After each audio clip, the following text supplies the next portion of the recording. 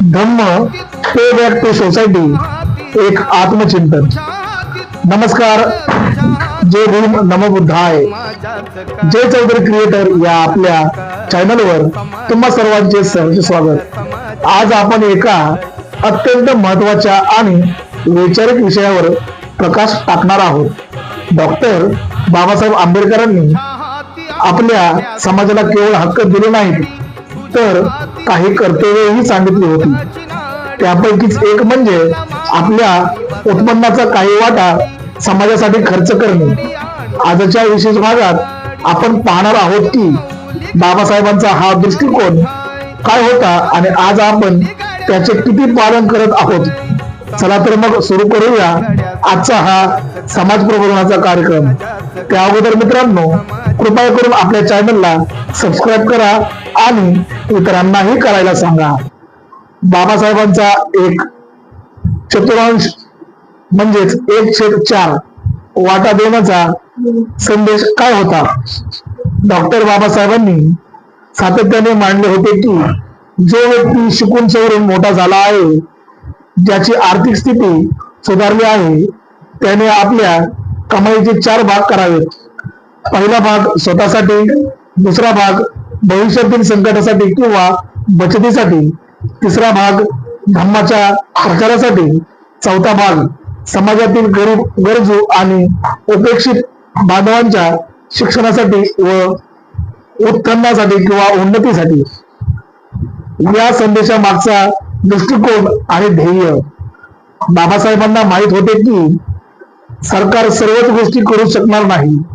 समाजाची प्रगती होण्यासाठी स्वसहायता म्हणजेच सेल्फ हेल्प महत्वाचे आहे. आर्थिक स्वावलंबन. समाज आर्थिकदृष्ट्या सक्षम व्हावा, कोणासमोर हात पसरण्याची वेळ येऊ नये. शिक्षण प्रसार. श्रीमंत वर्गाच्या मदतीने गरीब घरातील मुले उच्च शिक्षण घेऊ शकतील, हा त्यामागचा मुख्य हेतू होता. संघटना बांधणी. जेव्हा लोक एकत्र येऊन निधी जमा करतात, तेव्हा सामाजिक संघटना मजबूत होते.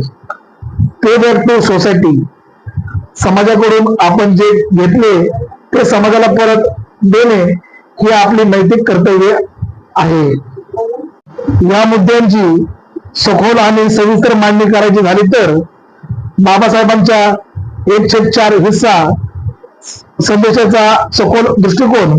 डॉक्टर बाबासाहेब आंबेडकरांनी जेव्हा हा संदेश दिला, तेव्हा त्यांचा उद्देश केवळ आर्थिक मदत करणे हा नव्हता, तर समाजाला एक स्वयंचलित शक्ती बनवणे हा होता.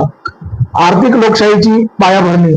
बाबासाहेबांना माहित होते की राजकीय सत्ता मिळवणे सोपे आहे, पण जोपर्यंत समाज आर्थिकदृष्ट्या स्वावलंबी होत नाही, तोपर्यंत ती सत्ता टिकणार नाही. 1/4 हा समाजाचा स्वतःचा बजेट किंवा कोष असावा, जेणेकरून कोणत्याही संकटाच्या वेळी समाजाला सरकार किंवा इतरांच्या दयेवर अवलंबून राहावे लागणार नाही. बौद्धिक गुंतवणूक. त्यांच्या मते समाजातील बुद्धिवंत आणि धनवान वर्गाचे हे कर्तव्य आहे की त्यांनी आपल्या उत्पन्नाचा हिस्सा अशा विद्यार्थ्यांसाठी वापरावा ज्यांच्याकडे बुद्धी आहे पण साधन संपत्ती नाही. हा पैसा म्हणजे दान नसून ते समाजाच्या भविष्यातील गुंतवणूक आहे. धम्म आणि समाजहित. बाबासाहेबांनी धम्म ही संकल्पना जगताना त्यात करुणा आणि दान याला मोठे महत्व दिले. समाज कार्य हे केवळ उपकार नसून ती एक नैतिक जबाबदारी आहे, हे मूल्य त्यांना रुजवायचे होते. संस्थात्मक ताकद. जर प्रत्येक नोकरदार किंवा व्यावसायिकाने आपल्या कमाईचा छोटा हिस्सा एका केंद्रीय निधीत दिला, तर त्यातून स्वतःची विद्यापीठे, बँक आणि मोठे उद्योग उभे राहतील किंवा उभारले जातील, अशी त्यांची धोरणा होती. आजची परिस्थिती. उत्सव विरुद्ध प्रगती. वास्तवाचे भान. आज आपण पाहतो की समाजाची आर्थिक स्थिती सुधारली आहे, मात्र बाबासाहेबांच्या विचाराची अंमलबजावणी कोटी पडते. उत्सवावरील अफाट खर्च, जयंती आणि इतर सणांवर कोट्यवधी रुपये खर्च केले जातात. डीजे, मिरवणुका आणि रोषणाईवर होणारा हा खर्च विधायक कामात येतो का, हा मोठा प्रश्न आहे. प्रदर्शनी शक्ती, बाबासाहेबांना पुतळा म्हणून पुजण्यापेक्षा त्यांच्या विचाराची अंमलबजावणी करणे गरजेचे होते. हे काही प्रमाणात मागे पडले आहे. संस्थात्मक मदतीचा अभाव, आजही अनेक गरीब विद्यार्थ्यांना फी भरण्यासाठी किंवा स्पर्धा परीक्षेच्या तयारीसाठी वणवण फिरावे लागते. खऱ्या अर्थाने आधुनिक प्रगती झाली आहे का? प्रगती म्हणजे केवळ चांगले घर किंवा गाडी असणे नव्हे. बौद्धिक प्रगती, आपण किती ग्रंथालये उभारली, आपण किती संशोधक तयार केले. आर्थिक प्रगती, समाजाचे स्वतःचे बँकिंग नेटवर्क किंवा मोठा उद्योग मोठे उद्योग किती आहेत. राजकीय व सामाजिक एकता, 1/4 हिस्सा जर शिस्तबद्ध पद्धतीने जमा झाला असता तर आज समाजाची स्वतःची मोठी शैक्षणिक संकुले आणि रुग्णालये असतील. या विषयावर जर सविस्तर चर्चा करायची झाली तर समाजाची आजची प्रगती एक तटस्थ विश्लेषण. आज आपण स्वतःला प्रगत म्हणवून घेतो, पण त्या प्रगतीचे स्वरूप खरोखर बाबासाहेबांना अपेक्षित होते का, याचे विश्लेषण खालील निष्कर्षावर करता येईल. वैयक्तिक प्रगती विरुद्ध सामाजिक प्रगती. आज समाजात मोठे अधिकारी, डॉक्टर, इंजिनियर आणि उद्योजक निर्माण झाले आहेत. हे वैयक्तिक प्रगती नक्कीच कौतुकास्पद आहे, परंतु ही व्यक्ती जेव्हा समाजाकडे वळून पाहते तेव्हा ती 1/4 हिश्शाचा नियम पाळते का? वैयक्तिक संपन्नता वाढली असली तरी सामाजिक संस्था जसे की वसतिगृहे, वाचनालये आजही आर्थिक अडचणीत का आहेत, हा काळाचा मुद्दा आहे किंवा कळीचा मुद्दा आहे.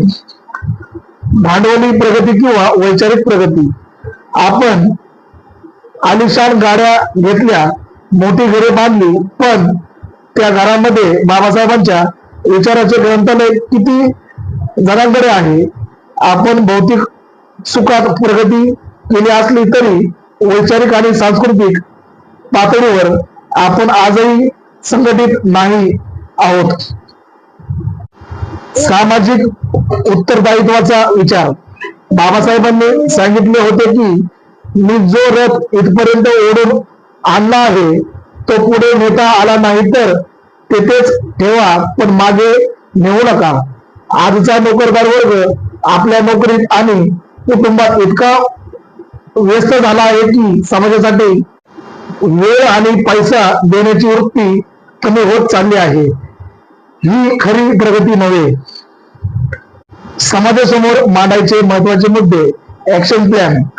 आपल्या या माहितीपटाच्या माध्यमातून आपण समाजाला हे आव्हान करू शकतो.